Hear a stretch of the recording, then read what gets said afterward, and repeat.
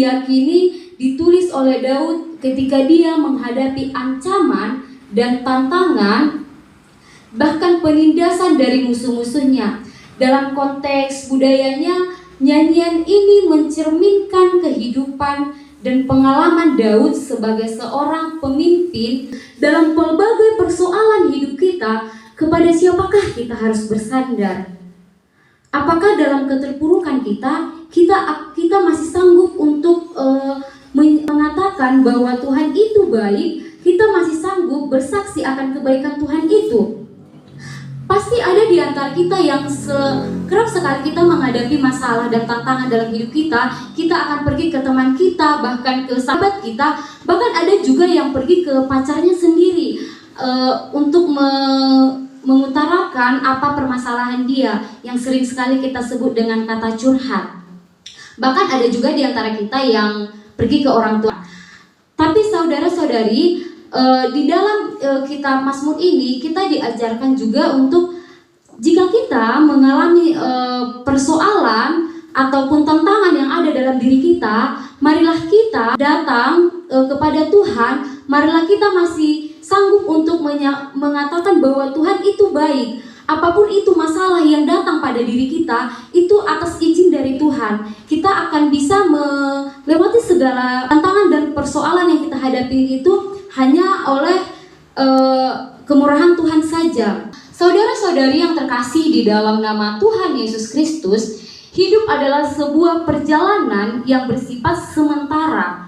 Dalam perjalanan hidup, kita akan seringkali dihadapkan dengan segala masalah, tantangan dalam hidup kita.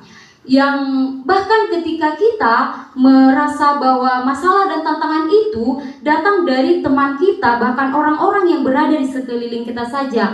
Tetapi segala tantangan dan masalah ini juga seringkali timbul dari diri kita sendiri.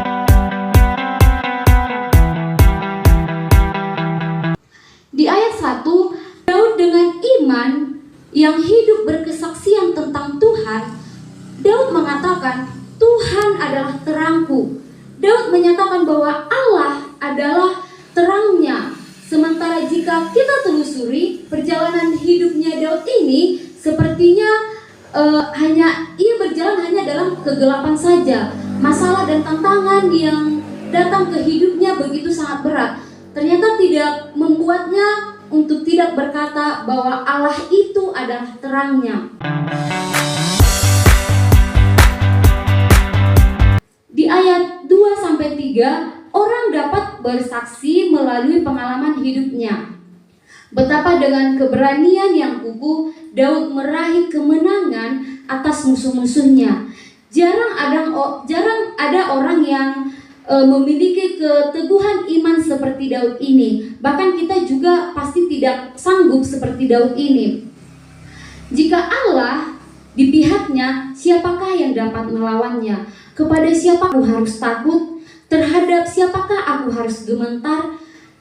Jika yang Maha Kuasa menjadi penjaganya. Nah, dia tidak punya alasan untuk merasa gemetar. Dia tidak punya alasan untuk merasa gentar. Jika dia tahu bahwa dia dijaga oleh Tuhan, dia tidak perlu merasa takut.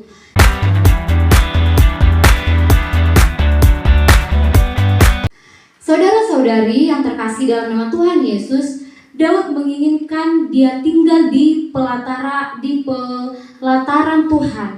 Apa yang ada di dalam hatinya dengan keinginannya itu, dia ingin diam di rumah Tuhan.